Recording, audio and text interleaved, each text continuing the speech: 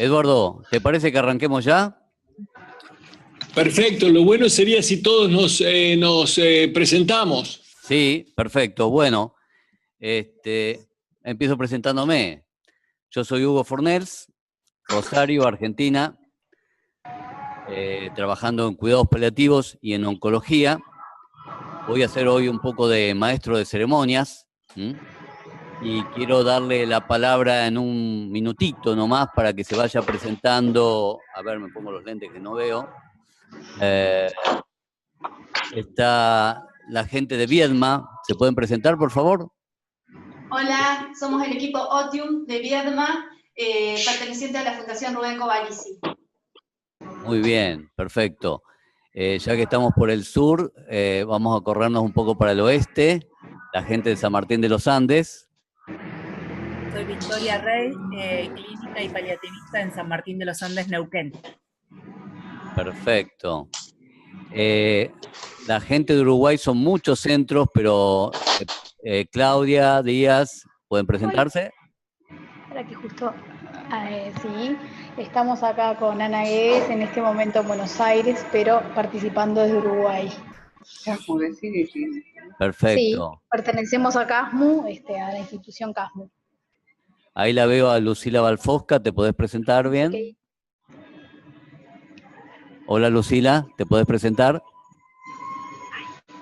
Bueno, tal vez Lucila no nos escucha, ella es psico-oncóloga del grupo de cuidados paliativos de acá de Rosario. Y por favor, el resto de la gente de Uruguay, que por ahí no los veo a todos, porque la pantalla no me da con todos, ¿se pueden ir presentando a la gente de Uruguay? Me voy a sacar momentáneamente esto. Hablando fuerte, cerca del micrófono. Claro, bueno, buenas tardes a todos. Sí, ¿me escuchan? Ah, Lucila, te está presentando, dale, Lucila, Balfosca. Que debe ser el wifi. Hola, ¿qué tal? Bueno, yo soy Lucila Balfosca, soy la psicóloga y psico-oncóloga del equipo del Dr. Fornels. Buenas tardes. Sí, ya te pongo la voz. Bueno, y nosotros acá estamos con Jorge Iván Bustamante de Colombia, de Bogotá, que nos acompaña desde el 2 de octubre y se va a quedar hasta fines de noviembre. Está Eugenia Méndez, paliativista del Sanatorio Británico, y está Eugenia Gasparí, psico-oncóloga en el HPR Hospital Privado Rosario. Bueno, los que no se presentaron ahora se presentarán después con el transcurso de la charla. Eduardo, ¿hace falta que te presentes?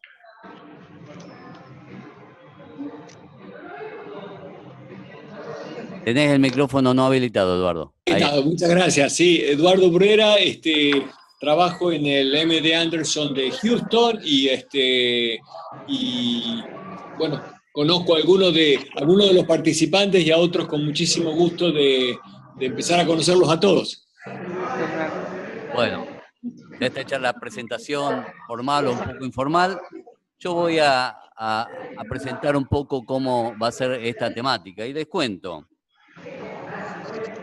Ayer me invitaron a dar una clase. De 2 horas para alumnos de sexto año de la Facultad de Medicina Privada del Hospital Italiano, y es de la carrera de Humanística y Bioética. Lo primero que me dicen es, estos alumnos, como es una universidad privada, son 70 alumnos que van a estar en el salón, ahí el comportamiento a lo mejor no lo vas a ver como el más adecuado, porque algunos salen al patio a fumar, otros comen, otros se van y no vuelven. Entonces yo dije, bueno, acá tengo 2 opciones. O les obstruyo la puerta para que no se vayan, o bien los trato de motivar. Afortunadamente se motivaron, era la primera vez que escuchaban algo de cuidados paliativos desde el punto de vista de la bioética y el humanismo, fueron 2 horas, participaron todos, hubo una gran participación realmente, y eso me hizo pensar a mí, luego de terminar la charla hubo aplausos también, y me hizo pensar que motivando a la gente, los cuidados paliativos existen, porque nosotros tenemos muchas veces los médicos jóvenes en la guardia que rechazan a los pacientes paliativos, y a veces pensamos, ¿por qué los rechazan? Yo creo que los rechazan por falta de conocimiento. Entonces, si empezamos a educar a la gente joven en cuidados paliativos, vamos a tener muchos más paliativistas porque yo veo que hay una gran necesidad de aprender. En nuestra residencia hace más de 20 años en oncología, Sanatorio Británico, nosotros damos módulos de cuidados paliativos y todos los oncólogos que salen de esa residencia salen con conocimiento en cuidados paliativos y todos trabajan en cuidados paliativos. Por lo tanto, cuando uno ve gente en oncología que no trabaja en cuidados paliativos es porque no tuvo formación, no porque no le interese o porque no tenga un sentido humano o no tenga corazón. En oncología yo pienso que hay dos novedades. Estamos presenciando una oleada de nuevos tratamientos oncológicos, en general para enfermedad avanzada, nuevos anticuerpos monoclonales, nuevas pequeñas moléculas, nuevas asociaciones de pequeñas moléculas y anticuerpos monoclonales, algunos con quimioterapia, otros solos, nuevos tratamientos radiantes, con lo cual se ha logrado en algunos casos mejorar la sobrevida libre de progresión y en algunos casos la sobrevida global. También junto a estos tratamientos hay nuevos efectos adversos que debemos conocer. Nosotros en Bariloche hablamos en una mesa de esto, Vicky Rey estuvo charlando muy bien de este tema. ¿Y cuál es para mí la otra novedad en la oncología? Que numerosos trabajos en los últimos, diría, 7, 8, 10 años, están demostrando que la introducción temprana de los cuidados paliativos no solo mejora el control de síntomas, la depresión, la ansiedad, la calidad de vida, sino que permite a los pacientes y a las familias planificar mejor sus futuros, evitan muertes en terapia intensiva y en algunos casos hasta mejora la sobrevida. Y entonces decimos que un centro oncológico imbuido con los cuidados paliativos tempranos debería ser el paradigma de la buena atención del paciente oncológico. Y pensamos acá, ¿cuál es el mejor modelo para integrar cuidados paliativos tempranos en oncología? Mi respuesta sería el que reconozca el sistema de salud de cada país, de cada provincia, de cada municipio, de las obras sociales. En la ciudad de Rosario hemos logrado que diferentes empresas de salud provean cuidados paliativos domiciliarios para un gran grupo de pacientes. En la Secretaría de Salud Pública, y en eso nos ha ayudado mucho Eduardo en su momento, en el 2003, hemos logrado crear un programa municipal de cuidados paliativos, luego se departamentalizó, cambió, pero sigue habiendo cuidados paliativos para los pacientes carenciados en la Secretaría de Salud Pública. En los más grandes sanatorios de la ciudad, Parque, Británico, Americano, Hospital Privado Rosario del Grupo Gama, hay médicos especialistas en cuidados paliativos. Algunos también tenemos psicólogos formados en la especialidad, nutricionistas y kinesiólogos, pero aún no hemos logrado que el equipo de cuidados paliativos sea reconocido por las obras sociales y tenga una remuneración adecuada. En eso estamos en este momento. Si bien en lo personal, yo puedo decir que trabajo en oncología y en cuidados paliativos, es muy difícil en la consulta de media hora o de 40 minutos poder abordar todos los temas oncológicos y paliativos que se presentan en paciente y la familia. Creo yo que todo oncólogo debería tener formación en cuidados paliativos, pero cuando un oncólogo recibe un paciente en estadio 4 o un estadio 3 de un cáncer de pulmón, un cáncer de páncreas, o bien cuando el performance status está deteriorado, rápidamente lo tiene que poner en contacto con servicios de cuidados paliativos, porque en mi experiencia me muestra que la tarea es muy ardua si yo tengo que tratar al paciente con tratamientos oncológicos y además ocuparme de los cuidados paliativos específicos. En pocas palabras, a mí me gustaría que en 2, 3 minutos la gente que estamos conectados nos cuenten cómo trabajan en equipo. Victoria, ¿me podés contar algo en 2 minutos de San Martín de los Andes? Liberá el micrófono, Victoria. Victoria, estás con el micrófono apagado. Ahí está. Ahí. Ahora sí, dale. Nosotros, Neuquén es una provincia que tiene unos 350.000 habitantes y San Martín de los Andes está a unos 500 kilómetros de Neuquén. El equipo de oncología en la provincia solo está en Neuquén, o sea que solo tenemos oncólogos a 500 kilómetros de distancia. Somos el único equipo de cuidados paliativos en la zona. Nuestra zona tiene abarca unos 60.000 habitantes, porque somos un hospital zonal, y nosotros tenemos un equipo multidisciplinario, tenemos 2 médicos, 2 enfermeros, un psicólogo, un nutricionista, un kinesiólogo, y asistimos más o menos a 170 pacientes, que es lo que tenemos en seguimiento. Hacemos consultas, tenemos el seguimiento domiciliario, hacemos consultas en consultorio, hospital de día y la internación en el hospital, no tenemos camas propias.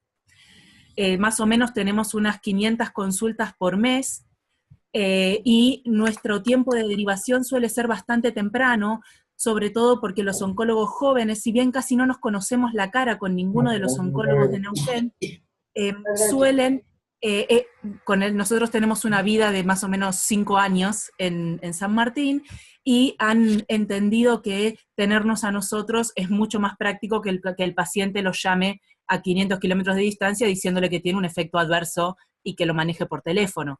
Entonces, muchas veces tenemos pacientes en estadios iniciales, en estadios tempranos de la enfermedad, y obviamente en estadios avanzados. Y nuestra principal fuente de derivación son los cirujanos, es lo único que quería transmitir, los cirujanos del hospital. Perfecto, muy bien. En Viedma nos quieren contar también en 2 minutos cómo están trabajando en equipo en cuidados paliativos. Liberar el micrófono. Nosotros somos un equipo interdisciplinario también, trabajamos a nivel solo en trabajo domiciliario. La mayoría de los pacientes son derivados directamente por el oncólogo que está en Viedma. Hay 2 equipos en Viedma, uno perteneciente al hospital y nosotros que en general ofrecemos nuestros servicios a los pacientes de la obra social de la provincia. El equipo está formado por 2 médicos, enfermeros, kinesiólogo, nutricionista y psicólogo. Hace 3 años venimos trabajando, es bastante difícil que la obra social reconozca muchas veces la prestación. En algunos casos tenemos pacientes que acceden a la atención en una etapa temprana de la enfermedad, que son los menos, y la mayoría de los pacientes recibidos son ya al final, en la etapa final, bien final. Este es nuestro trabajo. Muchísimas gracias. De Uruguay, la gente que está en Fundación Pelufo nos quiere contar la manera de trabajo. Sandra, ¿estás ahí?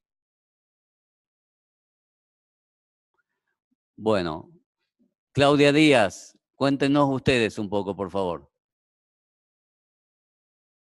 Libera el micrófono. Ahora sí.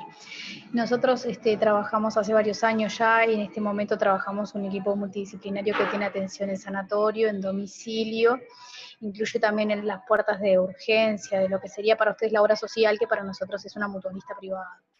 Tenemos muchos años de trabajo, sobre todo en domicilio, y en este momento somos unos 7, 8 médicos, un psicólogo, 4 NERS, y no tenemos kinesiólogo propio, como usamos, compartimos servicios con otros en ese aspecto y en el aspecto de los nutricionistas. Y así llevamos varios años, hemos ido adquiriendo nuevos territorios como el sanatorial, que es reciente, de hace 2 o 3 años.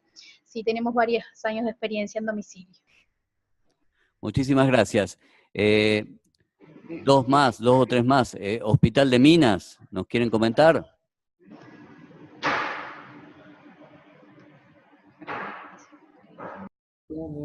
Hola. ¿Tienes problema de audio? ¿Podés hablar? 2 palabras de cómo están trabajando en cuidados paliativos, por favor. Nosotros acá en Minas se está desarrollando cuidados paliativos adultos. En el momento pediátrico todavía no está instalado, está tratando de formarse. Y también es médico, licenciada, es psicóloga, y tenemos asistente social que también trabaja con nuestra demanda. Pero es un grupo chico. Estamos recién iniciando, hace un año, recién de noviembre del 2016 comenzamos. Perfecto. Laura Esteves o Susana Cortales, ¿nos quieren comentar algo? Perfecto. Bueno.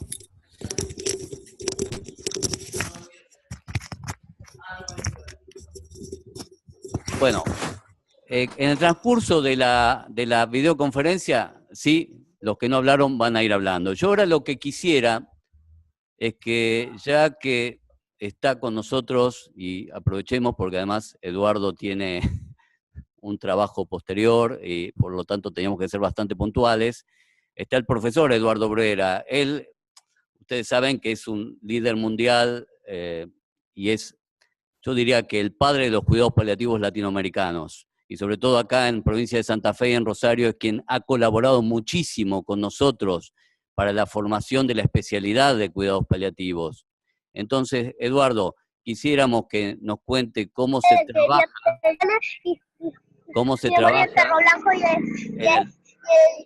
en el primer mundo en cuidados paliativos. Los que, por favor, los que no van a hablar ahora, apaguen los micrófonos.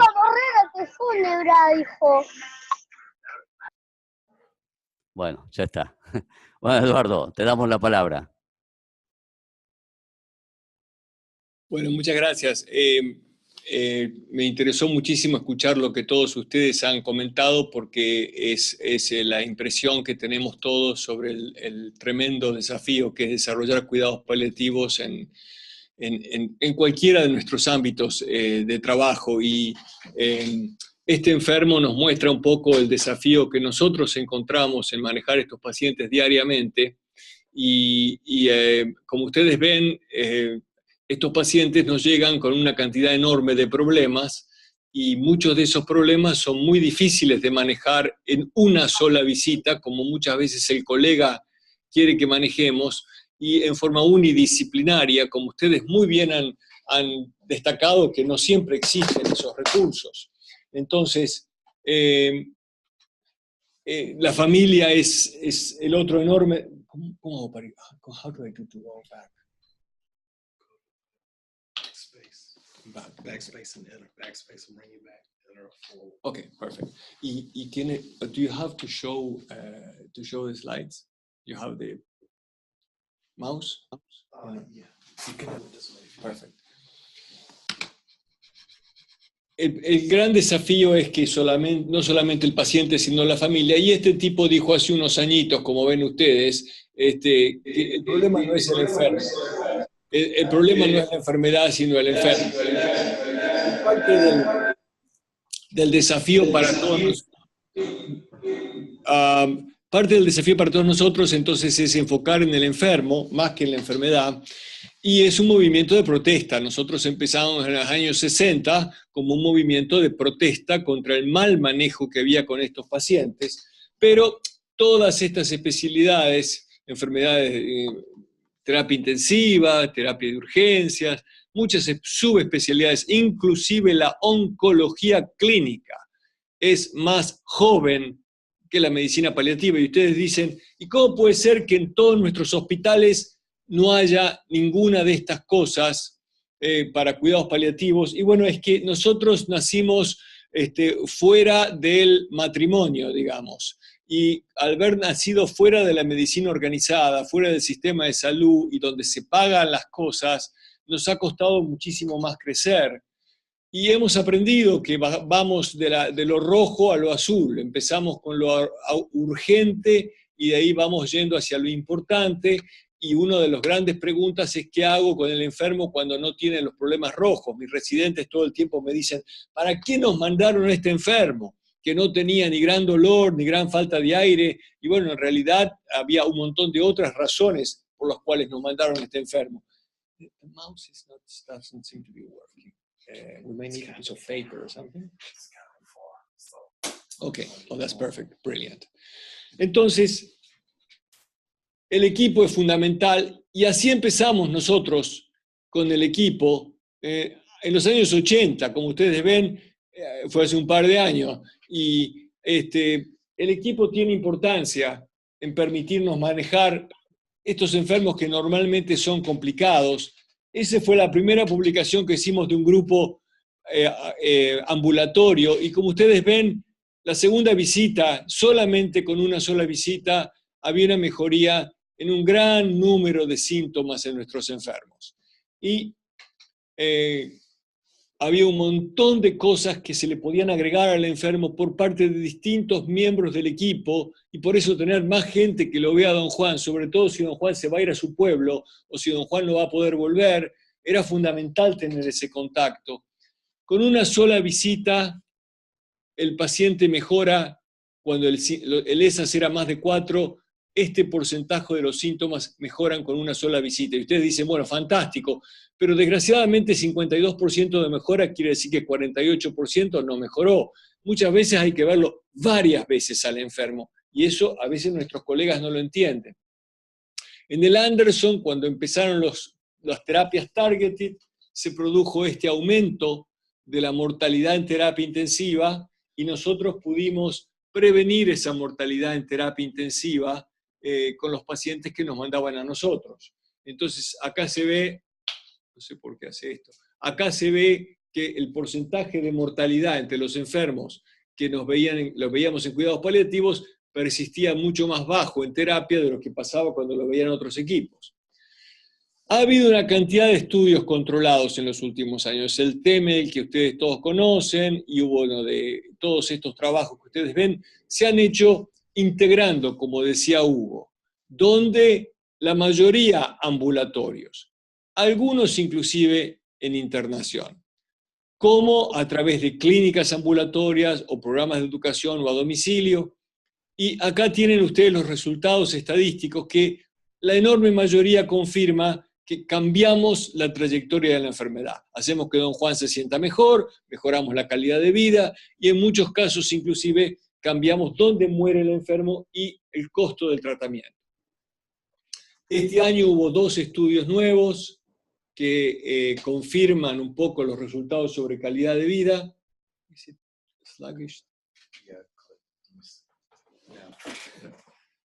¿Y qué pasa en los Estados Unidos en los últimos años? Cuando vemos qué porcentaje de centros sofisticados de cáncer, lo que ven acá en esta primera columna son los centros comprensivos de cáncer, que hay nada más que 61, ahora hay 3 menos, hay 58 en este momento en los Estados Unidos, y estos que son como 2.000, de los cuales buscamos una muestra randomizada.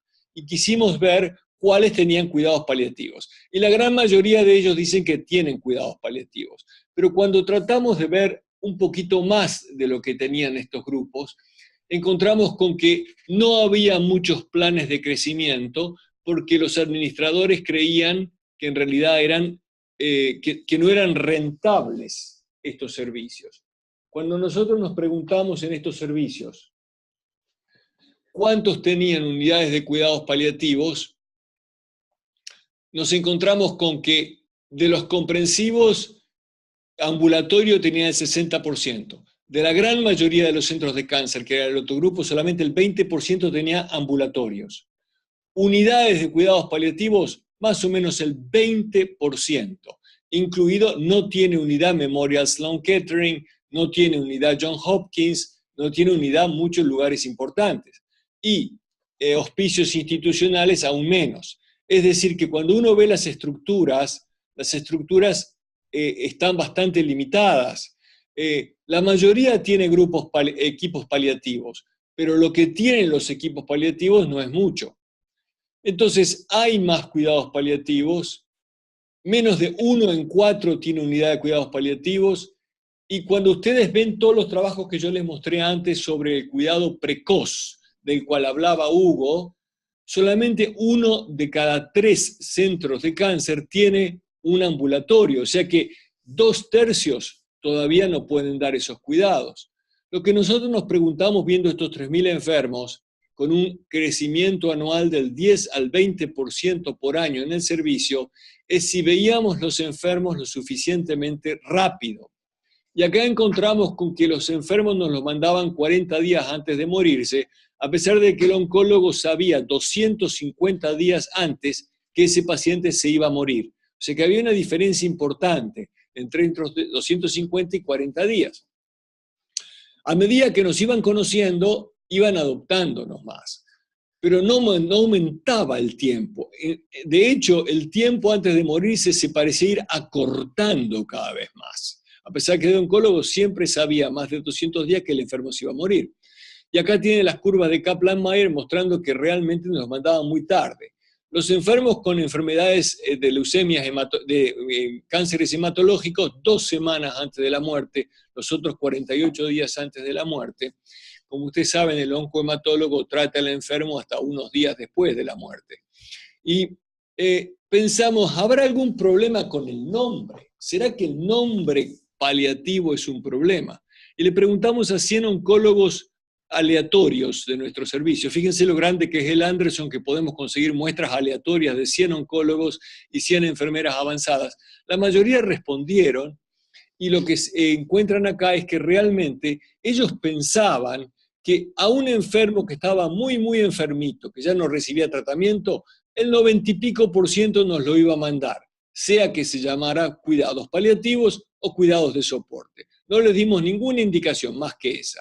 Pero a medida que la enfermedad se volvía más precoz, el porcentaje que no iba a mandar a alguien, a un paciente, a un grupo de cuidados paliativos era mayor, o sea que era más probable que mandaran a un servicio que se llamaba cuidados de soporte que a un servicio que se llamaba cuidados paliativos. Cuando vimos por qué harían ustedes eso, la mayor razón fue que el 44% pensaba que el nombre paliativo le quitaba esperanzas al enfermo y que el nombre de supportive care, de cuidado de soporte, no cambiaba la esperanza. Entonces, nosotros vimos que, bueno, ellos anónimamente le parecía que hacíamos un buen trabajo, pero nos los iban a mandar muy tarde. El año pasado volvimos a hacer este trabajo de nuevo y lo que encontramos fue exactamente lo mismo. Cuando ustedes ven un enfermo con un diagnóstico reciente del cáncer, como hablaba nuestra colega de San Martín de los Andes, que a veces los enfermos les llegan precoces, a un servicio llamado cuidado de soporte, 75% estaba dispuesto a mandarlo, mientras que solamente el 32% estaba dispuesto a mandarlo a un servicio que se llamaba paliativos. Y el 36% pensó que el nombre paliativo era una barrera, mientras que el 3% pensaba que cuidado de soporte era una pancera.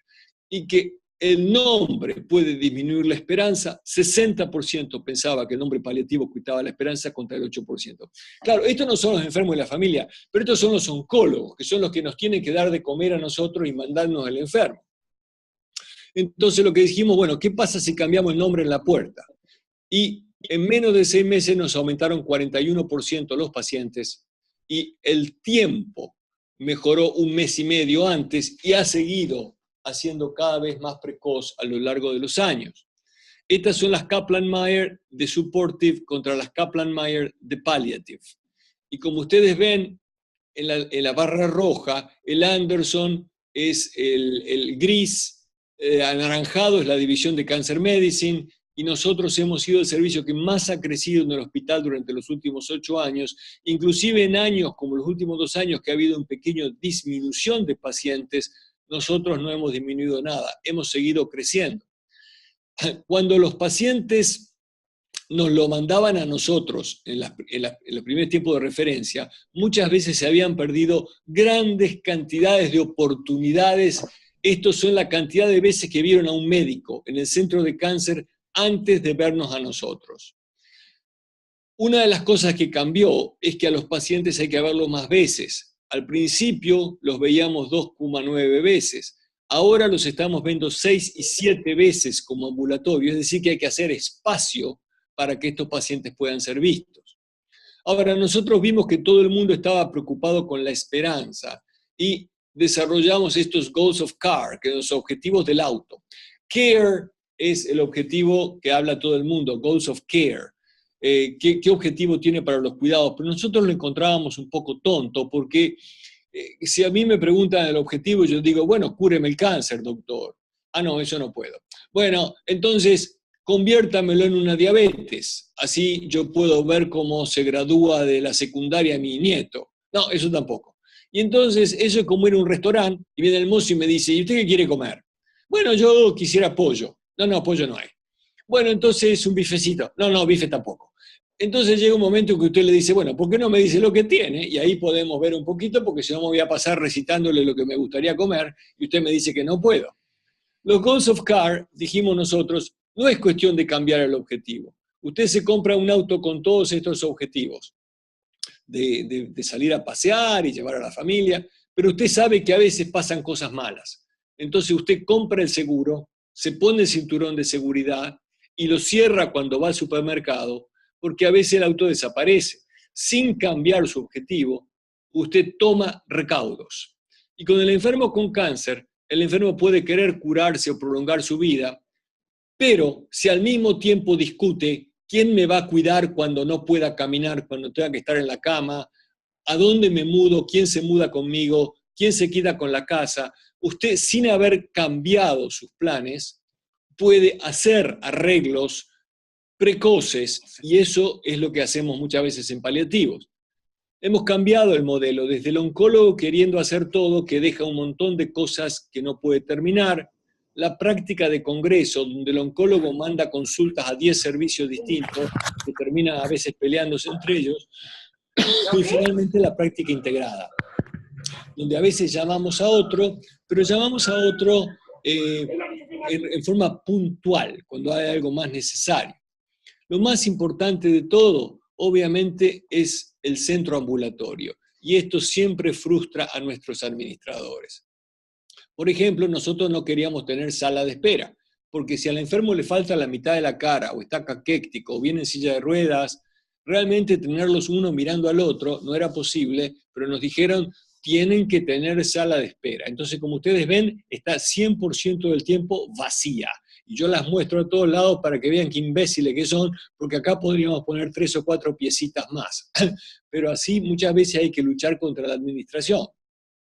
Nuestros signitos tienen que estar en el techo, porque la gente que viene en camilla o gente que viene en silla de ruedas, así puede ver los signitos de bienvenida. Y también el arte lo ponemos ahí, porque si lo ponemos en las paredes, la gente que viene en camilla o la gente que viene en silla de ruedas no lo ve. Recibir a alguien con una sonrisa es muy importante. El equipo, así este era el equipo que teníamos en Edmonton y el equipo que tenemos acá en Houston, ir a ver al enfermito a la pieza y discutir con ellos.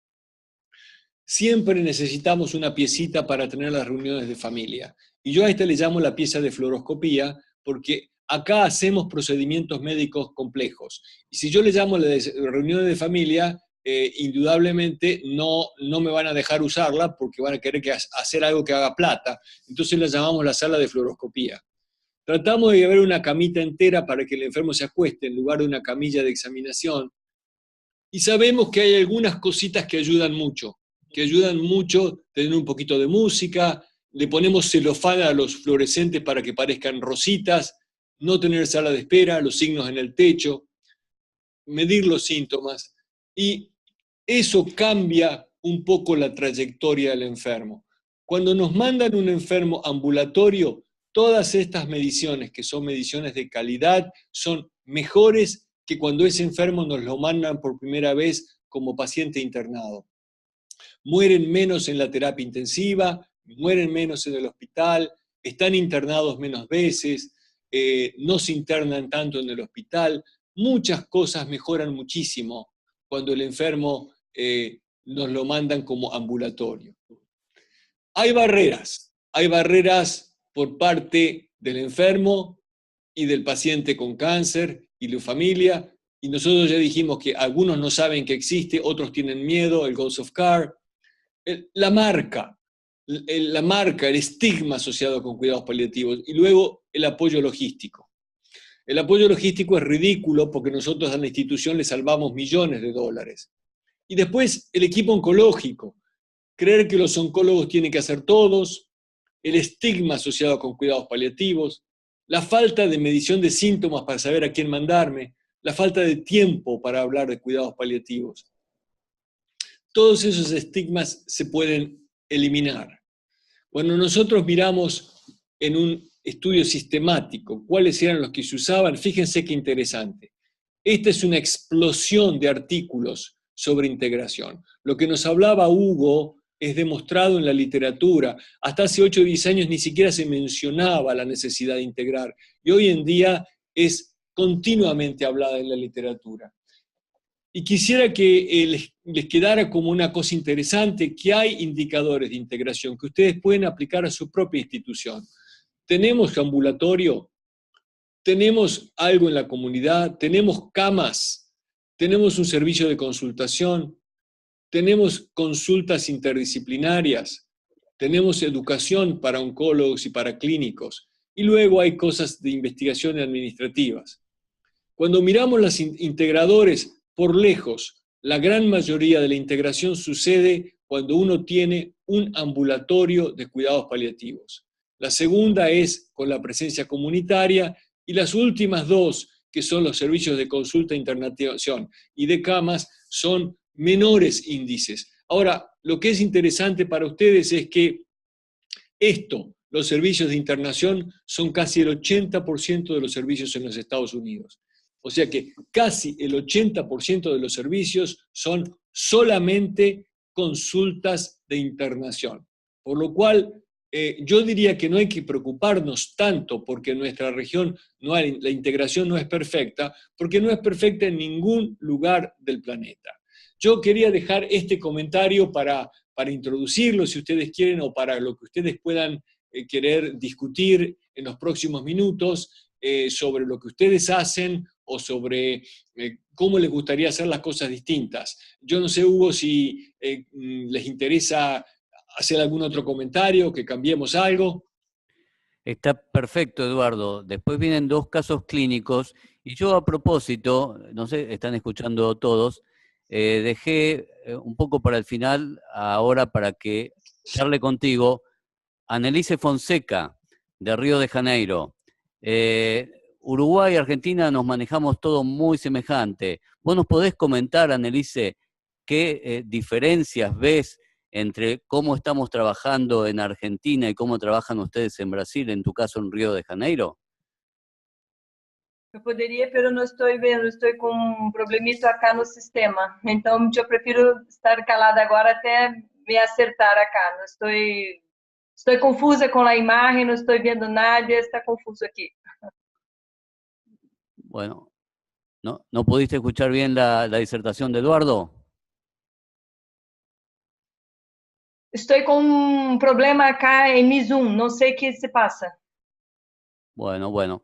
Entonces, yo decirte, Eduardo, que creo que nos aclaraste muchísimo el panorama y creo que nos dejás también un poco tranquilos que lo que nosotros estamos haciendo está muy lejos de lo que haces vos, pero que uno siempre piensa que la perfección está allá y realmente uno tiene que tener el modelo para cada lugar. Nosotros no podemos utilizar tu modelo, además porque no tenemos el dinero para utilizar tu modelo. En este momento estamos peleando, Eugenia Méndez, Raúl Sala, yo, con las obras sociales para hacer módulos de cuidados paliativos, que sea el mismo módulo para que nos paguen lo mismo por cada equipo, para que nuestros pacientes, que lo estamos viendo en equipo, pero va la nutricionista y no cobra, va la psicóloga y no cobra, va el kinesiólogo y no cobra,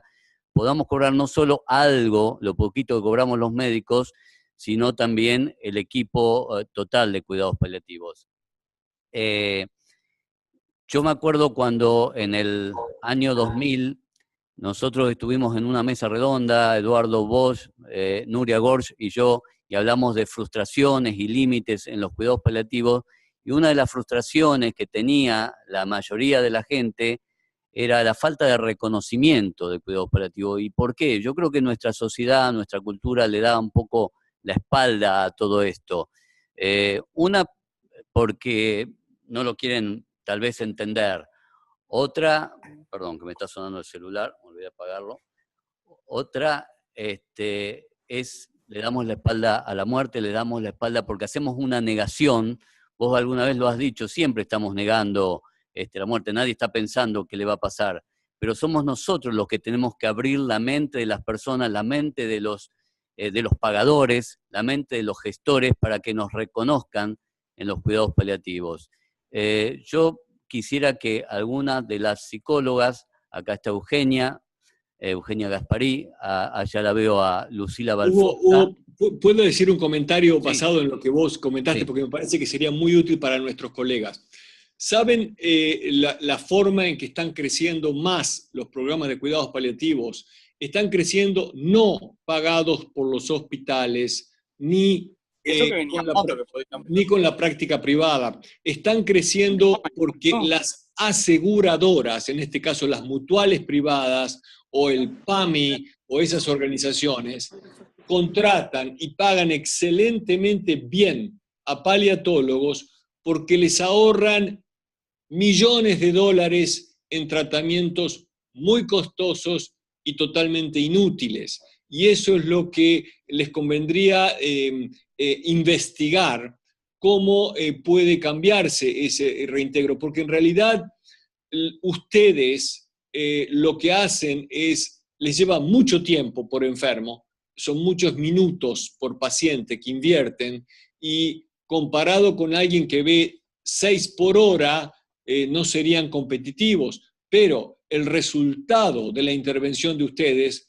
ahorra terapia intensiva, inmunoterapia, resonancias nucleares y un montón de tratamientos de un costo enorme que cada vez es mayor. Entonces, yo creo que la forma de ofrecer esos servicios es cómo ustedes pueden disminuir el costo, pero entonces el que tiene que pagar por ese costo es el asegurador, porque la clínica oncológica quiere recetar más recetas. Ahora, yo les voy a decir, el oncólogo tiene que tener mucho cuidado, porque muchos centros, inclusive el MD Anderson, si cobra, las aseguradoras no le mandan más enfermos, porque sale demasiado caro comparado con otro lado. O sea que aún las clínicas oncológicas o los hospitales privados tienen que tener cuidado de que el costo de lo que ellos hacen no sea demasiado caro,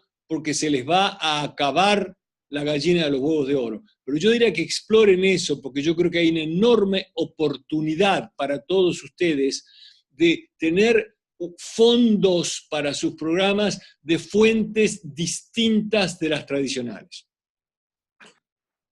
Perfecto. Hola.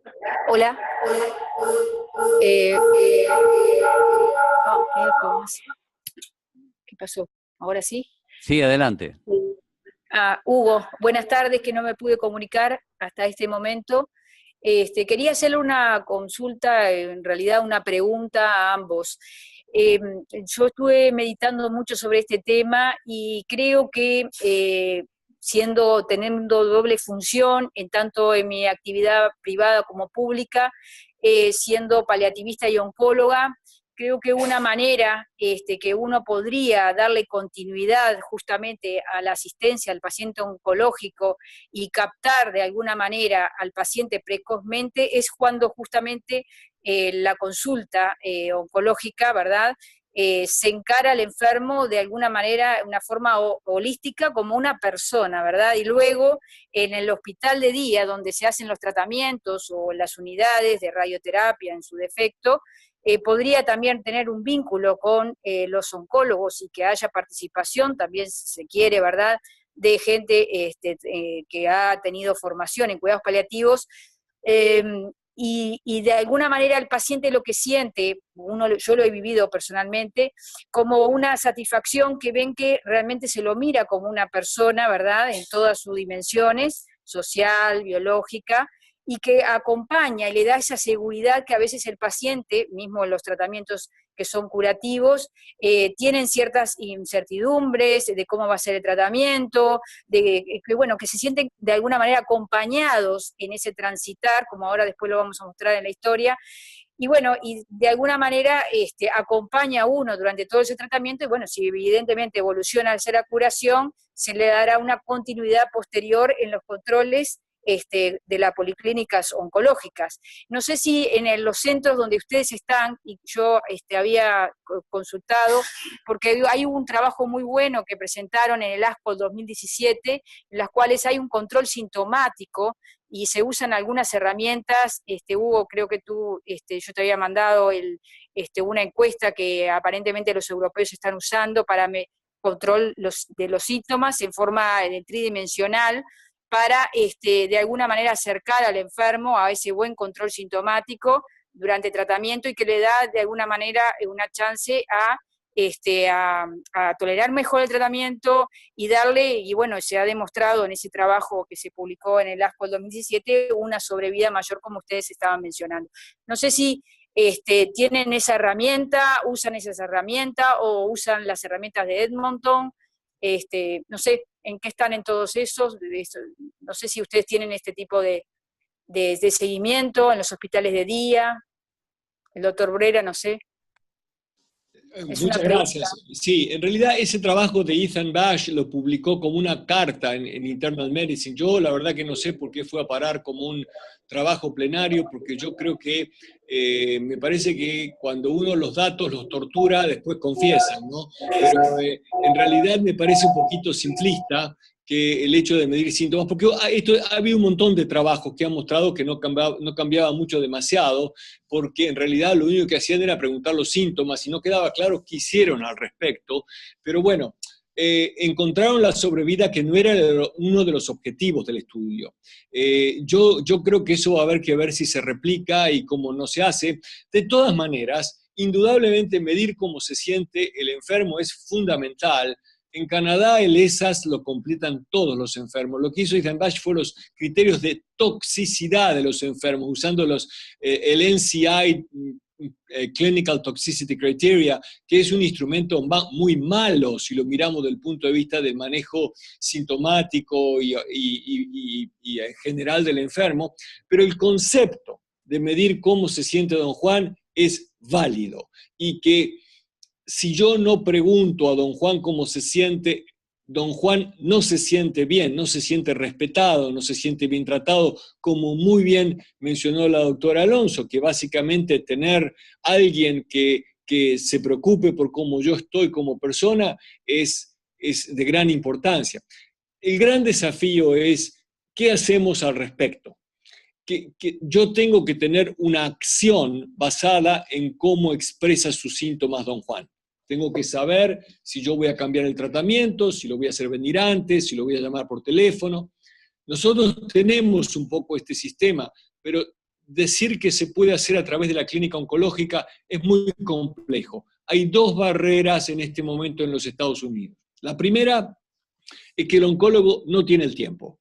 Es decir, cuando yo hacía quimioterapia hace 800.000 años, no teníamos PET-CT, no teníamos perfil molecular, no teníamos inmunoterapia, no teníamos targeted therapy. Lo único que teníamos exactamente igual que ahora son 17 minutos por enfermo. Entonces, si uno quiere hacer una oncología 5 veces más compleja que la que se hacía en mi época, en 17 minutos, y agregarle todo lo que sabemos del manejo físico, emocional, espiritual del enfermo, se le queda mucho en el tintero.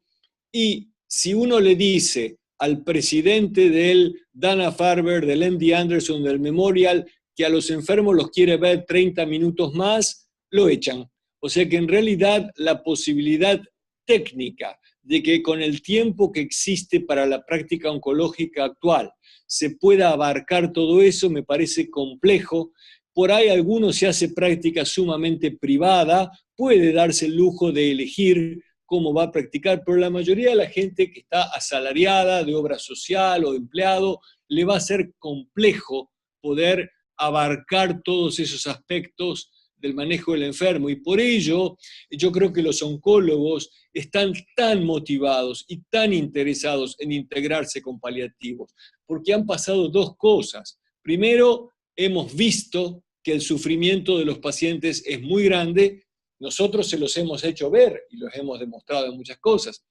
Pero por otro lado, la explosión, como hablaba Hugo antes, de los conocimientos en este tema, han hecho que el tratamiento en general se ha hecho más complejo. Así que yo estoy muy contento de ver que haya como 4 patas en esta mesa y que la pata tradicional de cirugía, radioterapia, oncología clínica sea acompañada por los cuidados de soporte y paliativos como la 4ª pata de esta mesa de tratamiento, y que yo creo que al final ganan todos. El que más gana yo creo es el enfermo, pero creo que ganamos todos. Ahora, lo que planteó la doctora es muy importante, que es si no hay contacto entre los distintos médicos, Si el oncólogo no habla conmigo o yo no comparto con el oncólogo, entonces ya ahí somos soledades en lugar de ser equipos.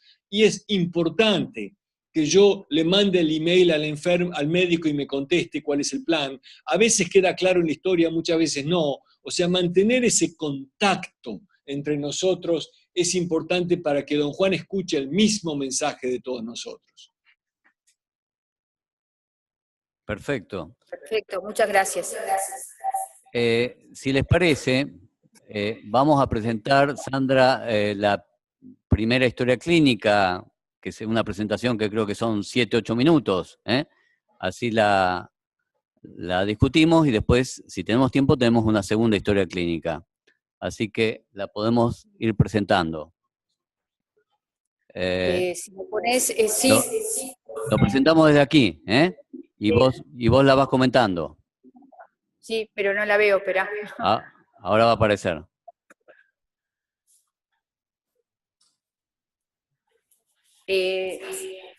Conferencia noviembre. Esta, sí. Teleconferencia noviembre. No, esa no. Esa. Esa, sí. ¿Qué eco?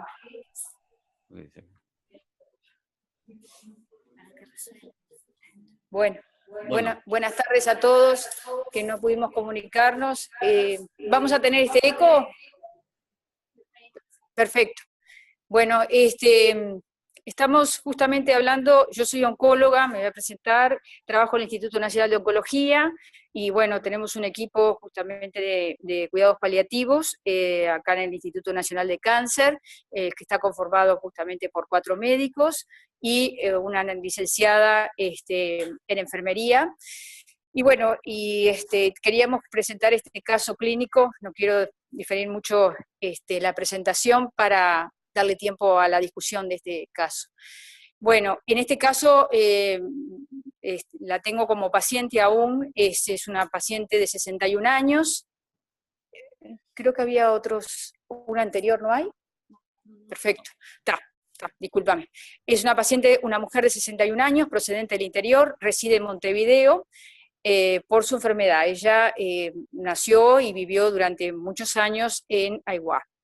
Casada, 3 hijas, mujeres, las 3 en pareja, 2 residen en el interior y una vive acá en Montevideo. Tiene un nieto de 2 años, de su hija mayor, que vive en Montevideo. Realiza tareas de una mujer de campaña, es católica, practicante, y durante muchos años fue catequista. Como antecedentes de la enfermedad actual, porque yo tuve contacto recién cuando la enfermedad recae, ¿verdad? A los 44 años, con un cáncer de mama derecha, una anemia patológica que era un carcinoma infiltrante, receptores hormonales estrógenos positivos y de progesterona positivo. Era realmente un tumor bastante, para la gente que está escuchándonos, que no sabe de oncología, un tumor luminal, bastante bueno, lo que tiene un pronóstico, una tumoración además que estaba papá no le pedimos lo cual realmente con un compromiso, un tamaño tumoral, un estadio que corresponde a un estadio 2B, se hizo un tratamiento de quimioterapia en su momento, y luego se hizo el tratamiento radiante, y posteriormente otros 3 ciclos de quimio. Luego, como era receptor hormonal positivo, como tenemos este tipo de tumores, se trata con tamoxifeno, ¿verdad?, durante 5 años, que en ese momento eran las fechas óptimas en las cuales se veía que debía hacerse este tratamiento hormonal, ¿verdad? Y cumplía los controles con regulación.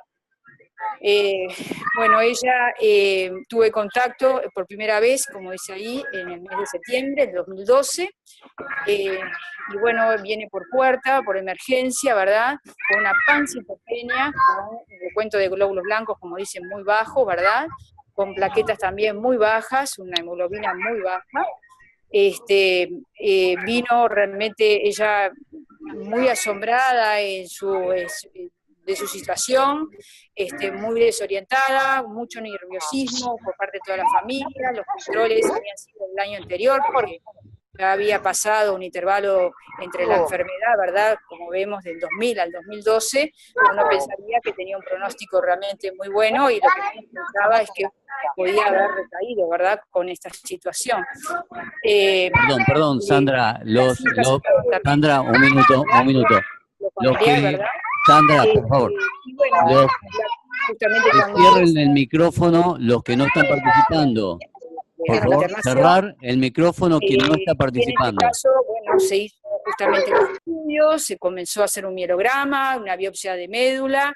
Yo siempre estuve acompañándola, ya le digo, porque realmente estaba muy estresada, preocupada. También para mí, porque realmente yo sé que estas situaciones son muy graves, evidentemente, para la gente que también no hace medicina, ¿verdad?, y oncología. Estamos hablando de que la enfermedad está tomando un órgano vital como es la médula ósea, ¿verdad? Como dice allí, estaba evidenciada por una infiltración tumoral, que es una enfermedad realmente muy importante y grave, que generalmente tiene un pronóstico ominoso, que a veces duran semanas y pueden, en algunos de los mejores casos, hasta 18, 36 meses, ¿verdad?, cuando hay una evolución favorable y los tratamientos oncológicos específicos responden. Se hizo, por supuesto, la valoración en ese momento para ver si teníamos una posibilidad terapéutica con una hormonoterapia o si era otra expresión más agresiva, dado que tenía unas características en su comienzo favorables.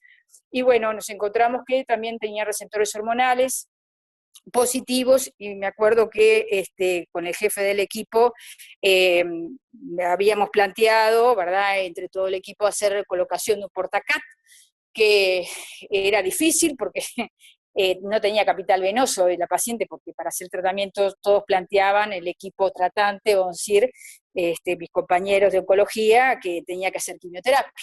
Pero bueno, cuando apareció que era receptor hormonal, yo ya le puse de entrada el tratamiento hormonal, y sorpresa, porque mientras que colocábamos el portacac, tuvimos todo un apoyo también de parte de hematología, los compañeros hematólogos, por las reposiciones de los glóbulos, y como ustedes verán, 27.000 plaquetas, estaba difícil la colocación del mismo. Hubo todo un trabajo en equipo, que ella vio el respaldo, es siempre una persona además con una actitud positiva, ella estaba más tranquila, veía que todos estábamos preocupados por ella, la familia también, tuvimos varias reuniones de equipo, yo evidentemente con la formación de cuidados paliativos y viendo esta gravedad, estaba preparando a sus hijas, en el sentido de que podía evolucionar bien, en algunos casos, como la literatura lo refería, pero que teníamos grandes riesgos y, bueno, grandes obstáculos por caminar, por transitar. Evidentemente, me acuerdo a los 15, 20 días, le pedí un marcador, que habitualmente no se pide, pero bueno, era un poco la ansiedad mía, porque no estábamos colocando el portacat, y la quimioterapia, que de alguna manera es lo que todos los compañeros aconsejaban para usar, ¿verdad?, para sacarla rápidamente de esta circunstancia grave, me encuentro que el marcador había bajado sustancialmente, y bueno, hablé con el resto del equipo, y bueno, tuve la anuencia para continuar con el mismo, y yo justo en ese momento tuve la suerte, vamos a decirlo así, de acompañarla al domicilio, porque yo estaba trabajando en esa unidad también en el domicilio como oncóloga, de seguimiento justamente para las complicaciones médicas que surgen luego de los tratamientos de quimio, y bueno, llegué a su hogar, a su domicilio, evidentemente que eso fue muy positivo, porque ella tuvo el contacto conmigo, había establecido un buen vínculo, habíamos establecido un buen vínculo con el resto del equipo, había una solidez en cuanto que las opiniones eran siempre la misma, evidentemente era la interlocutora, ¿no?, de todo el equipo oncológico que evidentemente estaba atrás mío, y eso le dio mucha seguridad a ella, mucha seguridad y mucha tranquilidad, y al igual que sus hijas. Mismo las reuniones se hicieron cada vez menos, como el doctor había mostrado, doctor Brera, que las intervenciones son mucho más seguidas hasta que nos damos el tiempo, yo creo, eso es lo que yo interpreto, en la práctica diaria de confianza, ¿verdad? Porque estamos hablando de enfermedades importantes, con pronósticos importantes, con una vida que evidentemente modifica, que hay un antes y un después, hay relaciones y vínculos que están de alguna manera manejándose, y eso lleva un tiempo de hablarlo, de conversarlo, de masticarlo, y bueno, y de ver cómo enfrentamos todos juntos estas situaciones, ¿verdad? Como ven, bueno, la evolución ha sido favorable, tuvo una nueva recaída, pero recién 3 años después. Realmente estábamos muy contentos. Cada año que pasaba, me acuerdo cuando ella viene en la visita en diciembre, me dice, bueno, vamos por un año más, vamos adelante, ella también reconfortándome y dando el apoyo que también uno necesita, ¿verdad? Como médico, ¿verdad? Que siente que realmente hay un vínculo bueno, y que, bueno, que se ha logrado objetivos muy importantes. Evidentemente, ella siempre conoció su enfermedad y su pronóstico y las complicaciones, pero de alguna manera había una buena percepción de la misma, sin temores, y yo creo que por lo que vamos a seguir hablando justamente era por la confianza que se había establecido entre el equipo tratante, ¿verdad?, y la familia y, bueno, y la paciente misma. Luego, ahora en el 2016, evidentemente cambió un poco la evolución y los perfiles, si bien siendo receptores estrógenos positivos, ya el tumor se está poniendo más agresivo. Esto también, esta novedad ahora de del año pasado, perdón, yo le dije, bueno, hay herramientas para usar, vamos a ponernos todos para seguir adelante, y así fue que realmente logramos sortear ese año, y sí, bueno, por un año más, porque además su hija mayor estaba embarazada, bueno, hace 2 años atrás, ¿verdad? Y bueno, quería ver a su nieto, y primer año de su nieto, y después también de alguna manera poder aprovechar un poquito más a su nieto, o su único nieto, que realmente tiene un vínculo muy especial con ese niño, que ella siempre nos ha manifestado, ¿verdad? Y bueno, ahora ya estamos en una circunstancia más compleja, en la cual, digo, este tumor se está poniendo cada vez más agresivo, como era de esperar, pero bueno, con una evolución realmente anecdótica, lo puede decir el doctor, no sé si ustedes tienen experiencia de este tipo de tumores, pero realmente uno no ve estas evoluciones tan prolongadas, ¿verdad? Y bueno, pasame la siguiente.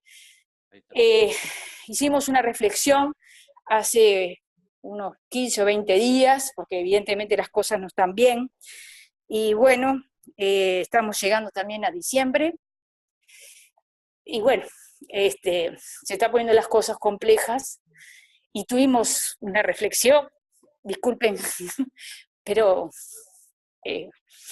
bueno, agradecida por la vida, cómo ha sobrellevado, que le ha enseñado a apreciar muchas cosas, y que bueno, que está sacando fuerza de su interior para manejarse, y que uno realmente se siente, discúlpenme, pero realmente es una persona que realmente me ha llegado mucho, evidentemente, y bueno, que le ha ayudado su espiritualidad, la religiosidad que ella ha tenido y la fe que le ha permitido seguir adelante, y evidentemente de todo el equipo tratante, ¿verdad? Y bueno, y para nosotros la verdad que, si bien me angustia en el sentido que, bueno, evidentemente uno es médico y sabe que los límites que tiene que tener frente a estas situaciones, ¿verdad? Para darle justamente la suficiente distancia para analizar objetivamente las eventuales complicaciones que se van sucediendo, pero bueno, uno ve que el trabajo que ha realizado es satisfactorio, porque realmente está ella y su familia muy agradecida, y que bueno, que evidentemente que estas herramientas, tanto la empatía, la comunicación, la contención, darle confianza al paciente que puede seguir adelante, es muy importante, y es lo que uno como oncólogo trata de transmitir a nuestros compañeros justamente que no hacen cuidados paliativos, la gratificación que uno tiene como oncólogo, más allá de que no todos estamos preparados, como algunos compañeros nos comentan, ¿verdad? para justamente estas situaciones, y bueno, que está bueno, porque realmente digo, uno realmente cabalmente como médico se siente que está comprometido con su trabajo, con su humanidad, digo, para tratar de justamente al otro ser humano que necesita darle todo el apoyo, ¿verdad?, que corresponde, ¿verdad? Bueno, no sé, quiero que los demás compañeros puedan de alguna manera opinar sobre este caso, hacer sugerencias, no sé, las psicólogas. Bueno, por un lado, muchas gracias por la Hay unas, presentación. sí. Hugo, ¿me escuchás? Sí, sí, sí. Yo te escucho bien de... Sí. No, te decía, muchísimas gracias por la presentación. Es un caso, a veces no hace falta presentar casos extravagantes, son casos que vemos muy seguido, que vemos, yo te diría, no sé si todos los días, pero con mucha frecuencia. Me parece muy bien el manejo oncológico paliativo, o sea, que el oncólogo tenga el criterio paliativo. Sabés que una paciente que tiene compromiso óseo y de médula ósea no se va a curar con cáncer de mama. Sabés que esa paciente, al tener receptor hormonal positivo, tiene buenas chances de responder a tratamientos hormonales. Y si vas a hacer quimioterapia, sabés que es lo mismo hacer mono que poliquimioterapia. Y con poliquimioterapia le agregás más síntomas. Entonces me parece muy bien cómo se fue manejando, cómo se fue desinfiltrando la médula ósea al principio con exclusivamente hormonoterapia. Luego cuando progresa, cuando hace como la crisis visceral, decimos, ahí hizo una quimioterapia vía oral, capecitabine.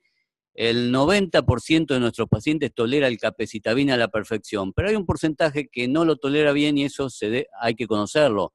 Tal vez tenga un déficit de una fosfodiesterasa en el metabolismo de las fluoropirimidinas y por eso tuvo la diarrea, pero rápidamente ustedes lo suspendieron. Otro de los temas que vos comentaste, hablar del pronóstico, hablaste del pronóstico con las hijas, no sé si lo hablaste con la paciente, si la paciente quería saber su pronóstico. Sí, siempre supo. Sí, adelante. Sí, siempre lo supo. De alguna manera nosotros al comienzo habíamos hablado, y ella lo preguntó directamente, cuál era el nivel de respuesta que podía tener y cuánto tiempo iba a vivir. O sea, ella lo manejó desde un inicio. Por eso, de alguna manera, siempre hubo un intercambio muy honesto con ella y con su esposo y con sus hijas. Y justamente hace bien poco, en la última conversación que tuvimos, justamente ella decía, bueno, se nos están acabando los tiempos, de alguna manera tengo que pensar y hacer introspección porque ella hace mucha meditación y bueno, ella es realmente una cristiana, realmente practicante, la cual le da mucha fuerza, ¿verdad? Y también da mucha fuerza a todo el equipo, vamos a decir, a todos los que estamos trabajando con ella, ¿verdad? Los enfermeros justamente de la unidad donde se está haciendo quimioterapia, que hasta hace 10 días se hizo un tratamiento oncológico, y bueno, y estamos llamándonos justamente prácticamente día por medio, que estaría para hacer su tratamiento de quimio, y bueno, y que hoy no tengo suficientes fuerzas, pero bueno, vamos a ver más adelante, dentro de 48 horas, a ver cómo nos sentimos y cómo estamos, o sea, como que me da también tranquilidad también a mí, ¿no? Digo, en el sentido de cómo es como una ida y vuelta, ¿verdad?, entre el paciente y el médico, y mismo los compañeros que también acompañan en la unidad del hospital de día. Bien, me parece que Lucila quería comentar algo.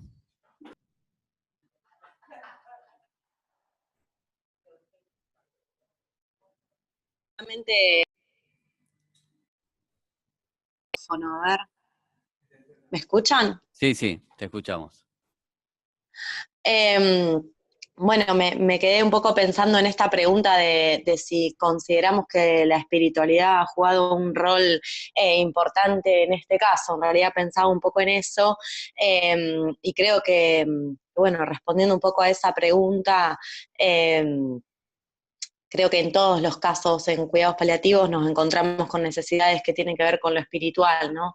Y en este caso, bueno, nos encontramos con una paciente que está muy, muy conectada a eso, que está verdaderamente y profundamente vinculada, y creo que ha sido un punto de amarre muy fuerte para ella, ¿no? Para continuar, para pensar en, bueno, un año más, ¿no? Como ajustar un poco también las esperanzas a lo que iba sucediendo en el día a día, aceptando, ¿no? Como pasando un poco también por las fases, las diferentes fases de hasta llegar a la aceptación. Me parece que en este caso a ella la ha acompañado mucho lo espiritual para poder, bueno, seguir adelante, y creo que el lazo con el equipo tratante creo que ha sido, bueno, otro de los puntos de los que ella se ha podido, en los que se ha podido sostener.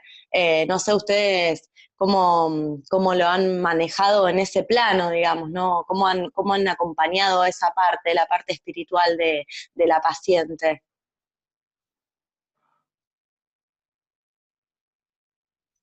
No sé si se ha escuchado.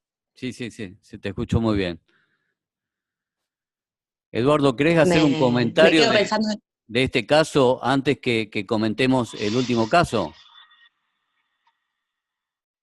Me parece muy interesante el hecho de que se estableció una excelente colaboración con el equipo oncológico, y ahora parte del asunto es qué es lo que se viene ahora, qué se viene con los síntomas físicos, los síntomas psicosociales, los síntomas emocionales, y cómo manejar el progresivo fin de vida, la disminución funcional, los problemas sociales, los problemas con la familia y demás. Y en ese caso, hacer la valoración sintomática es muy importante. La gran mayoría de estos pacientes van a necesitar opioides, la gran mayoría de estos pacientes van a necesitar drogas adyuvantes, y van a necesitar apoyo emocional. Apoyarse en la parte espiritual es importante, como decía Lucía. 90 o 100% de los pacientes, 95% de los pacientes refieren ser espirituales, y en realidad para ellos espiritualidad es religión, es más o menos igual. La correlación entre decir espiritual y ser religioso es 0.8, 0.9, y tiene que ver con el hecho de que nosotros tenemos una actitud, pero cuando nos agarra el cáncer o cuando nos vamos a morir, nuestra espiritualidad aumenta. Entonces, no podemos decir que porque en un momento no tenemos un problema, cuando tengamos nuestro cáncer no vamos a ser espirituales, porque probablemente sí nos volvamos así. Los datos son bastante fuertes. Entonces, apoyarse en eso cuando existe es muy importante. El 50% de los pacientes tienen dolor espiritual, es decir, ¿por qué me hace esto Dios y por qué no se lo hace al de la esquina que es malo? ¿Es esto un castigo que me ha dado Dios por algo que hice mal en algún momento? ¿Por qué no me ayuda? Es decir, la espiritualidad muchas veces tiene un signo positivo en la gran mayoría, y en otros casos puede tener un signo negativo. Entonces, explorarlo, y a veces inclusive asociar al enfermo con alguien de su cuestión de su cuestión religiosa es importante. Nosotros la medimos en todos los enfermos.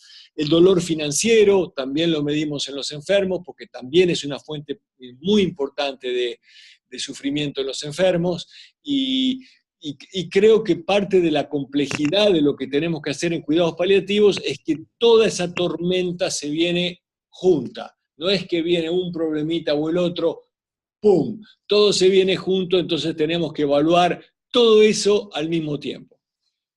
Perfecto, me parece que como conclusión de este caso, estas palabras de que realmente no es que es un síntoma, es lo espiritual, es todo junto lo que está viniendo al final de la vida, y que hay que estar preparados, saber medirlo, no asumir que cuánto sufrimiento tiene, sino que medir cuánto sufrimiento tiene, preguntarle al paciente. Así que, bueno, me parece muy bien concluir así con este buen caso clínico que nos presentó Sandra. Vamos a presentar, porque yo sé que Eduardo tenemos los tiempos medio agotados, el próximo caso. Perfecto.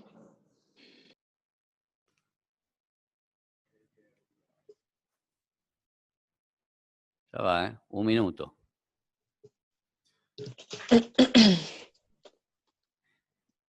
Este es un caso que lo presentamos, un resumen.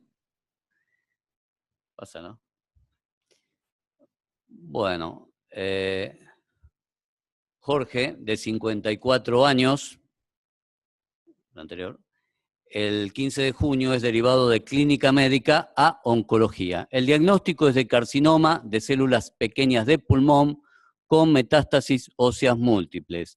Él entra al consultorio caminando, él entra al consultorio sin ningún apoyo, entra con la familia y refiriendo, cuando le hacemos el ESAS, un dolor que es de una intensidad de 8/10 a nivel dorsal, coincidiendo por centellografía y por resonancia con metástasis en dorsal 7, aunque tiene metástasis óseas múltiples, y la dorsal 7 tiene un compromiso del muro posterior.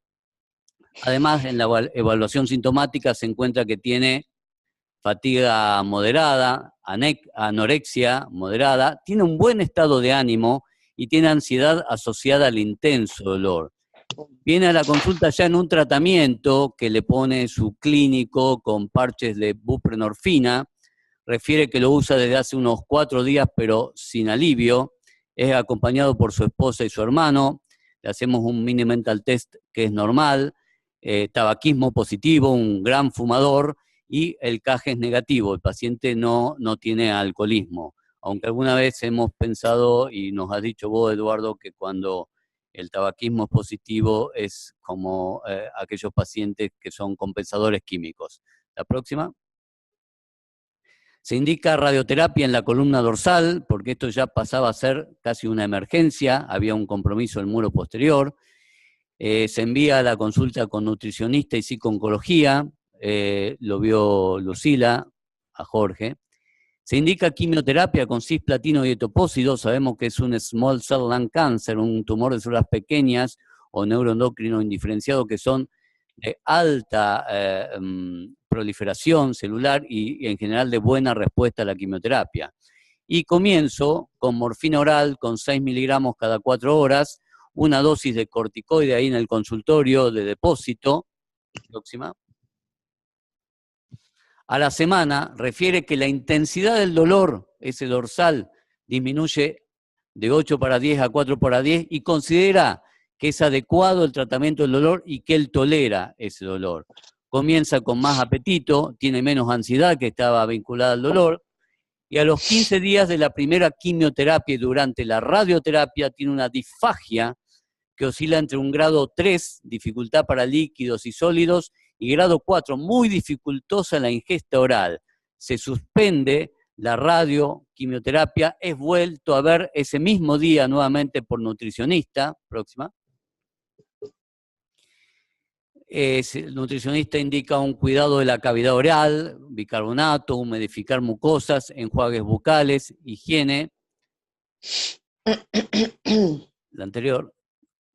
Bueno, la dieta le indica una dieta blanda, de fácil disgregación, alimentos no compactos, fáciles de deglutir, alimentos cremosos con alto valor biológico, quesos, platos notables, carne licuada con ricota, queso blanco, verduras en forma de soufflé, purés de verdura, aporta fibras, vitaminas y minerales, agrega claras bien batidas en leche con ricota, queso blanco, se homogeneiza con el puré de verduras, se cocina en horno moderado y como consecuencia se encuentra que tiene un alimento suave, esponjoso, cuya untuosidad hace fácil la deglución. Y se agrega suplemento polimérico de baja osmolaridad para evitar la distensión del tubo digestivo y de fácil digestibilidad. Próxima. Mejora su esofagitis, mejora el dolor, se disminuye la morfina hasta que él decide en un momento retirarla cuando el dolor es de 2 a 3/10 porque considera que es tolerable para sus actividades diarias y por lo tanto prefiere tener un dolor de esa intensidad baja y no seguir tomando opioides. Luego, desapareció esto, pero tiene un performance status 1. Él cuando ingresa a la consulta era el performance status, no lo dije acá, entre 1 y 2, pasaba parte del día en cama, y la nueva tomografía luego del tercer ciclo de quimioterapia, respuesta parcial mayor del 50%. Continúa con el tratamiento oncológico, continúa con las visitas periódicas a nutricionista y a psicóloga. Yo no anoté lo de psicología. ¿Querés comentar algo, Lucila, de este paciente? Sí, quería agregar que, bueno, Jorge, como vos decías, es un paciente tabaquista de 40 años, de un proceso de fumar durante 40 años. Y es muy interesante porque uno rápidamente podría imaginar que, bueno, que el sufrimiento viene por el lado de la enfermedad oncológica o que viene por el lado del dolor o de los síntomas que lo aquejan.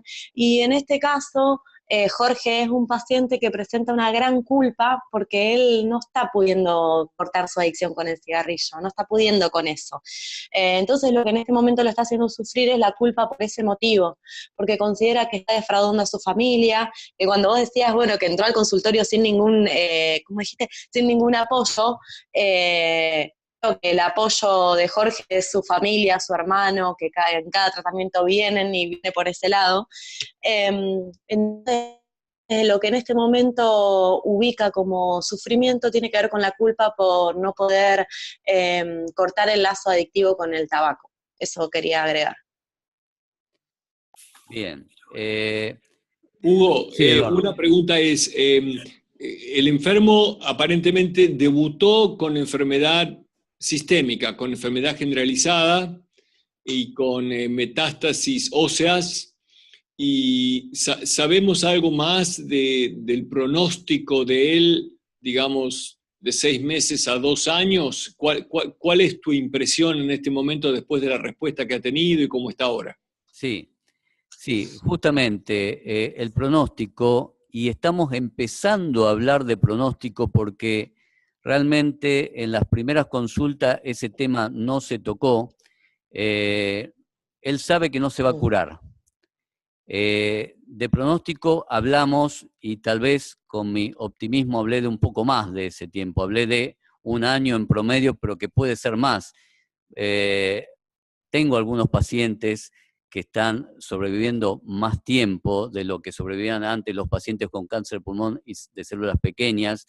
Y ahora, bueno, la buena noticia, cuando él ve, porque él mismo ve la tomografía, él conoce su masa tumoral, cómo se fue achicando, realmente eso le produjo una gran alegría.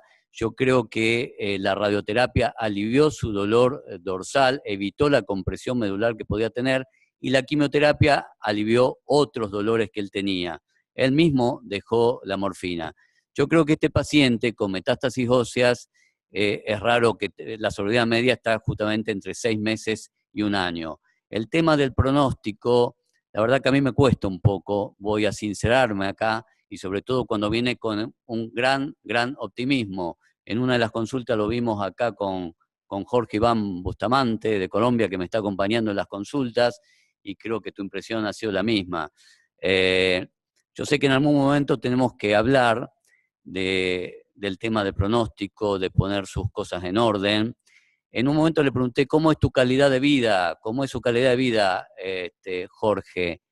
Y me dice, mi calidad de vida es buenísima, porque yo todos los domingos me reúno con mis amigos a comer asado, y eso es lo que más importancia le doy a lo social en mi calidad de vida. Es difícil, como decíamos antes, en una consulta oncológica donde yo estoy pensando la dosis del cisplatino, el etopósido, si le tengo que hacer otro foco de radioterapia, el manejo realmente comunicacional de otros aspectos más allá del manejo del cáncer en sí.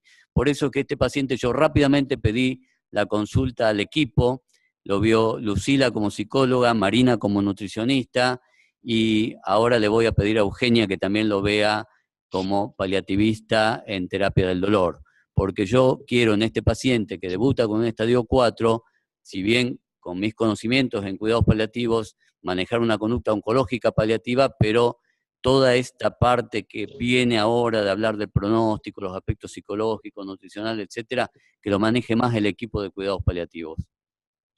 Y me parece un comentario muy importante porque a veces tiene que decidir uno qué es lo que yo voy a hacer que es rehabilitativo para el paciente y qué va a causarle problemas.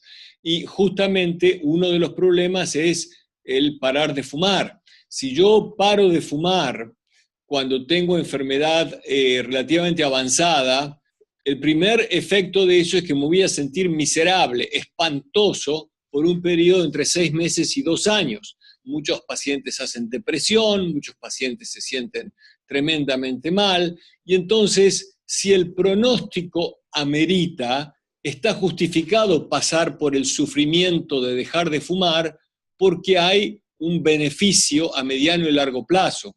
A medida que el beneficio comienza a ser menor, pasar por ese sufrimiento no tiene mucho sentido. Y yo le digo que sigan fumando a un número muy grande de pacientes que me llegan en consulta en el MD Anderson porque les hacen el diagnóstico de cáncer de pulmón, inmediatamente, ¡pum!, a la clínica para parar de fumar. Y los pobres enfermitos están sufriendo por el cáncer agravado por la supresión de la vía nicotínica que les causa todo tipo de problemas de angustia, de depresión y demás, y en el medio de esa crisis se mueren. Entonces, ¿cuál es el beneficio que les quedó a ellos? Si no está el tiempo de mejoría, hay 3 cosas que yo siempre digo que jamás hay que intentar. La primera es el consejo sobre parar de fumar con o sin parche, con o sin consejo, si no hay entre 6 meses y 2 años o más tiempo.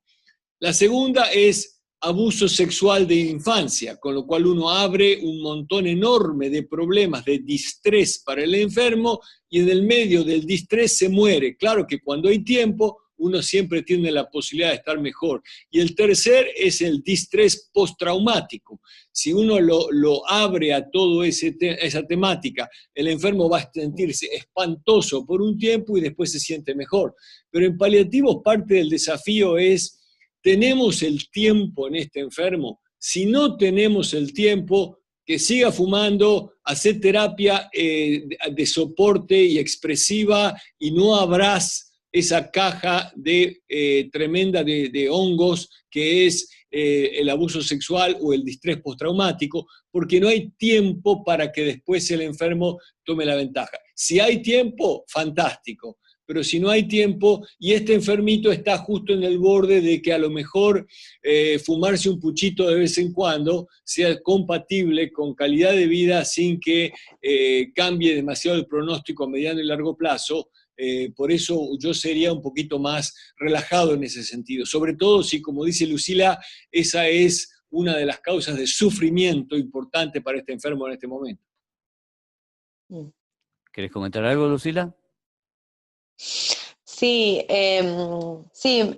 gracias por el aporte, porque bueno, la verdad es que es muy interesante esto que nos comentás, pero bueno, me quedo un poco pensando en que en este caso su sufrimiento tiene que ver con su familia, con defraudar a su familia que está haciendo tanto para que él esté mejor, acompañándolo en sus tratamientos, acompañándolo en su recuperación, y creo que tiene más que ver con algo, con una deuda que él siente frente a su entorno cercano más que con él mismo.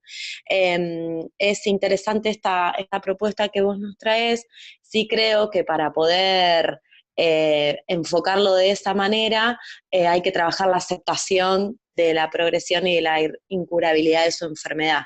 Creo que no podemos dar ese paso sin acompañarlo, de un proceso de aceptación de lo que, de que quizá el pronóstico que tengamos no sea bueno. Entonces, creo que ahí va a ser un trabajo más cercano con Hugo y nosotros de acompañarlo en esa parte. Por un lado, lo que dice Eduardo. ¿Desde Montevideo quieren hablar? Ah, bueno. Adelante, Montevideo.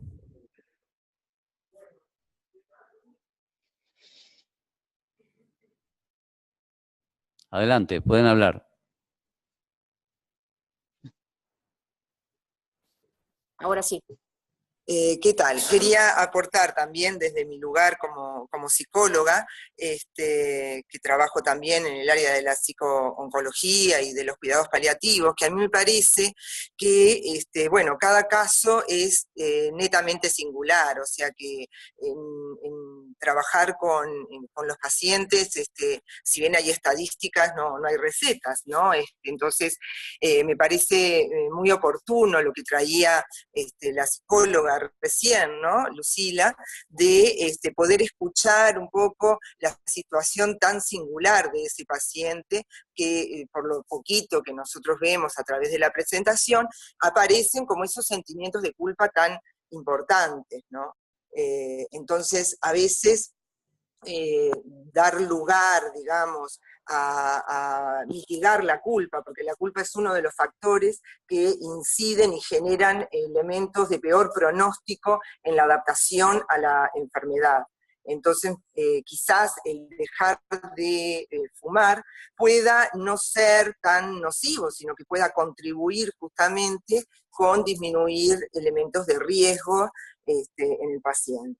Por otra parte, a mí me parece que en los dos casos que presentaron, hay un elemento que yo resaltaría como elemento favorable, que es la posibilidad de estos pacientes de afrontar con plena conciencia el diagnóstico y el pronóstico. Eso es un elemento muy favorecedor para que los pacientes puedan tener mejor calidad de vida y mejores estrategias de afrontamiento. El conocer lo que está sucediendo es un elemento que incide fuertemente, ¿no? Quería como rescatarlo porque más allá del tema de la espiritualidad, que muchas veces la espiritualidad tiene que ver con eso de poder colocarle sentido a la vida, que es muy importante. Uno de los elementos que por lo menos las investigaciones muestran que es favorable es la posibilidad de conversar con el equipo, de sentirse apoyado con el equipo médico y tener soporte social y familiar, y poder afrontar conscientemente el diagnóstico y el pronóstico, porque eso le permite al paciente sentir que controla la enfermedad, y eso parecería ser que es uno de los indicadores más importantes en la calidad de vida de los pacientes. Mi nombre es Ana Luz Protesoni y bueno, ya dije que soy psicóloga y trabajo en Facultad de Psicología. Con respecto a la culpa, yo siempre trato, bueno, este paciente, esto me entero ahora, Lucila, ya me habías comentado, pero que la culpa es por lo actual. Lo del pasado, yo trato de quitarles la culpa de todo lo que hicieron mal que generó su cáncer, ya sea porque las dietas súper grasas, con pocas fibras, el cáncer de colon, el alcoholismo, el tabaquismo, y sobre todo le quito una culpa de un mito, y acá seguramente vamos a disentir con varios o varias, cuando dicen, y porque tuvo episodios depresivos, tenía una personalidad depresiva, tuvo episodios de ansiedad muy importante, eso le generó el cáncer. La verdad que no hay trabajos científicamente demostrados que haya una personalidad que predisponga al cáncer o que haya un trastorno psicológico, de depresión, ansiedad que predisponga. Alguna vez lo hemos hablado hasta con Eduardo, yo creo que los pacientes depresivos se mueren antes con cáncer, pero se mueren antes porque es el paciente que ni siquiera acepta tomar el opioide para calmar el dolor, no va a la sala de quimioterapia, no cumple con los tratamientos, pero no que la depresión, que la ansiedad produzca el cáncer. Entonces yo le quito siempre esa culpa, porque vienen muchas veces al consultorio, y esto pasó por la separación de mi hija, por ejemplo. Entonces, y con la culpa del tabaquismo previo, ya está, ya fumaste. Ahora hablemos de otro tema. Es mi punto de vista. Sí. Sí. ¿Puedo agregar una cosita en relación a eso? Estoy totalmente de acuerdo con esa postura. Y sí, y en este caso tiene que ver con lo actual, tiene que ver con que quizá él siente que está obstaculizando su propio restablecimiento hoy. Bien, de alguna manera entonces es bueno que ya que lo estamos charlando acá, hablemos con él y sigamos un poco la postura que nos propone Eduardo. Para Sí, lo cual también exacto. tenemos que hablar un poco más de pronóstico, de expectativas de vida con el Sí, paciente. Me parece. sin duda. Yo no sé, dado el tiempo, son 8 menos 20, 6 menos 20, casi menos cuarto en Houston. Eduardo, vos tenés una reunión a las 6, nos dijiste. Si querés concluir con algo, con alguna frase o con alguna conclusión de esta videoconferencia. Yo solamente, por supuesto, agradecerles a todos haber podido participar con todos ustedes. El esfuerzo que hacen todos ustedes es enorme. Muchas veces están haciendo cuidados paliativos en condiciones extremadamente complejas y es un tema muy complicado los cuidados paliativos. La incidencia de burnout entre los paliatólogos es 62%, mucho más alta que entre los oncólogos. Entonces, proteger a los paliatólogos es muy importante, que traten de trabajar en equipo, apoyarse con estas reuniones donde se discute el sufrimiento humano y los límites de lo que uno puede hacer por el sufrimiento humano, es una de las mejores formas de luchar contra el burnout, contra la fatiga terapéutica que hace que tanta gente termine abandonando la práctica o lastimándose ellos mismos. Así que simplemente expresar mi apoyo por todo lo que ustedes hacen y la importancia de que se mantengan conectados, sobre todo aquellos que por trabajar en ciertas regiones tienen menos acceso a grupos académicos, a grupos donde pueda haber discusión de casos y aprender cada uno de los demás, porque eso es lo que nos ayuda y lo que nos protege a todos de la quema terapéutica. Contra lo que pasa con el oncólogo o el cardiólogo que están enfocados en el cáncer o en el corazón o en el riñón, ustedes tienen un trabajo duro porque están continuamente enfocados en el sufrimiento de ese ser humano. Y eso es un trabajo que deja continuamente golpes. Entonces, saber cómo manejar eso es parte de la forma en que ustedes pueden mantenerse profesionalmente activos y sanos por muchísimo tiempo. Así que mi agradecimiento a Hugo y a todo el grupo uruguayo que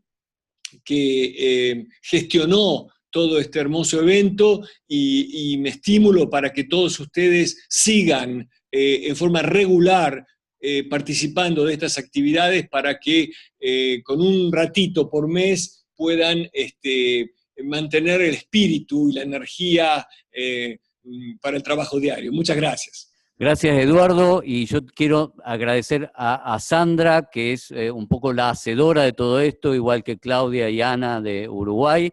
Son las pioneras de esto de las videoconferencias y espero que las podamos seguir. Hasta luego. Un abrazo a todos. Sí, hola. Teníamos el video para cerrar, Hugo, no sé si estás de acuerdo. Bueno, pasalo. 3 Eduardo minutos. ya no puede estar más, lo vemos nosotros. Dale, adelante. Bueno, perfecto. Hola, sentí la necesidad de hablarte y hacerte este video. A vos, que estás remando con la misma enfermedad que estoy remando yo.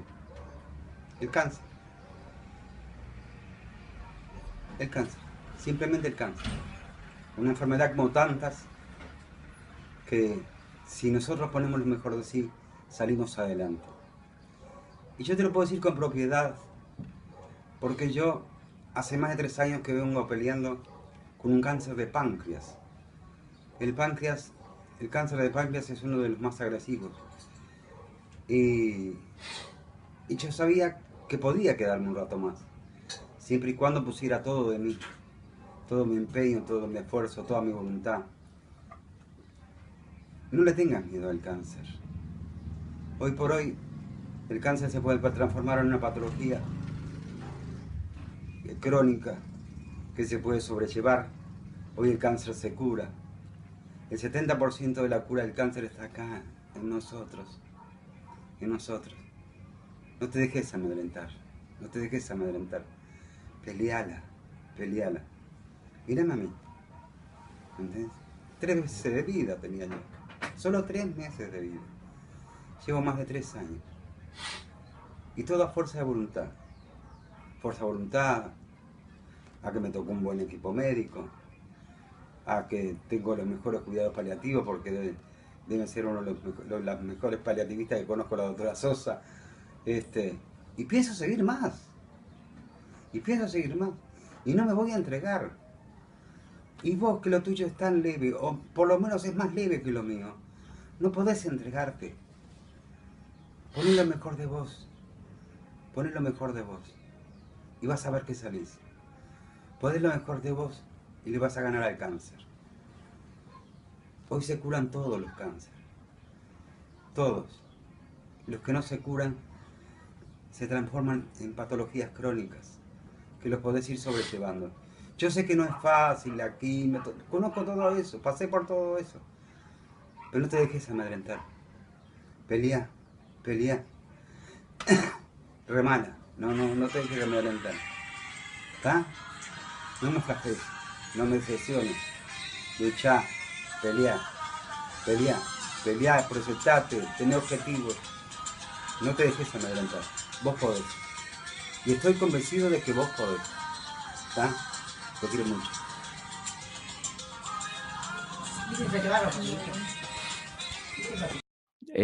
Yo quería decir con respecto a este video, lo había visto, acá ahora lo escuchamos, no lo pudimos ver, lo escuchamos.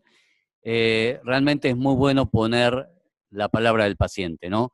Porque en los congresos, en las charlas, siempre hablamos nosotros y asumimos lo que le está pasando al paciente, pero también el punto de vista del paciente. Y este paciente está dando un consejo a otras personas con cáncer y también nos está dando un consejo a nosotros. Así que está muy bueno que siempre tengamos la palabra de algún paciente y su punto de vista. No sé si alguien más quiere aportar algo, si no, alguien, Viedma, San Martín de los Andes, resto de Uruguay. Annelise se nos tuvo que ir. Vicky. La verdad que este video me dejó pensando, ¿no? Porque si bien es cierto, él le pone como mucha energía, y escuchar lo que cada uno siente en este momento, y sobre todo de boca del paciente, es más que importante. Muchas veces nos enfrentamos a familias, ¿no? Que se ponen a pedirle al paciente que la luche un poco más, que haga un esfuerzo más, que coma un poco más, que le ponga un poco más, y a veces no hay más resto. Me parece que este es un ejemplo de paciente con un gran optimismo, evidentemente, y con una enfermedad muy compleja, que evidentemente su herramienta para poder transitar este momento ha sido esta, pero hacer extensivo esto al resto me ha dejado pensando, ¿no? Es como, a veces es como la culpa, ¿no? Agregar un peso más en la espalda. Es un gran peso todo esto que este paciente se ha puesto encima. Bueno, excelente, me parecen muy buenas tus palabras. ¿Alguien más quiere aportar algo sobre lo que comenta este paciente en el video? Bueno, dado el tiempo, yo la verdad que vuelvo a agradecerles. Afortunadamente tenemos unos técnicos bárbaros y han podido subsanar varios de los problemas técnicos. Los que lo han hecho en su propio domicilio no tuvieron técnicos y aprovecharon. Y espero que esto, como dijo Eduardo, lo podamos con él las veces que él pueda, porque es un líder internacional y que nos ha ayudado tanto en Latinoamérica a que crezcan los cuidados paliativos, pero que nos podamos seguir reuniendo, aunque sea bimensualmente. Bueno, un gusto y un saludo a todos. ¿Me escuchás? Sí, acá estoy. ¿Ya subo? Sí. ¿No? ¿O no? ¿Está abierto? ¿Hola? Sí, acá estamos. Despedite, Sí, Sandra. Esperamos acá. que vos hagas la despedida final. Sí, no, dos segundos nada más. Si tenemos 2 minutos, ¿pueden? 1 minuto y medio. 1 minuto y medio. Preséntate. Sí, bueno, buenas tardes a todos. Agradezco muchísimo a la doctora Sosa que me invitó a presenciar esta linda conferencia. Aprendí muchísimo, soy paciente oncológica, y coincido con el señor del video que vimos recién, y agradezco sus palabras como paciente. Para mí los cuidados paliativos me cambiaron mi sobrevida. Hace 1 año y medio que estoy con la doctora Sosa, y gracias a Dios, que también tengo fe, estoy hoy aquí con ustedes. Aprendí mucho, y todo lo que aprendí acá será transmitido a otros pacientes, saqué notas, etcétera, porque estoy en algún que otro grupo de pacientes oncológicos con diferentes patologías dentro del cáncer. Así que voy a compartir todo lo que escuché acá con mis compañeras de camino, como solemos llamarnos nosotras. Muchas gracias a todos, y ojalá que este tipo de instancias se repitan, porque son de gran valor para nosotros. Ustedes sin nosotros no tendrían trabajo, y nosotros sin ustedes no podemos salir adelante. O sea que es un trabajo en equipo. Buenas tardes. Muchísimas gracias. Un aplauso para usted y para todos. Ahora sí, gracias a todos y nos despedimos hasta la próxima.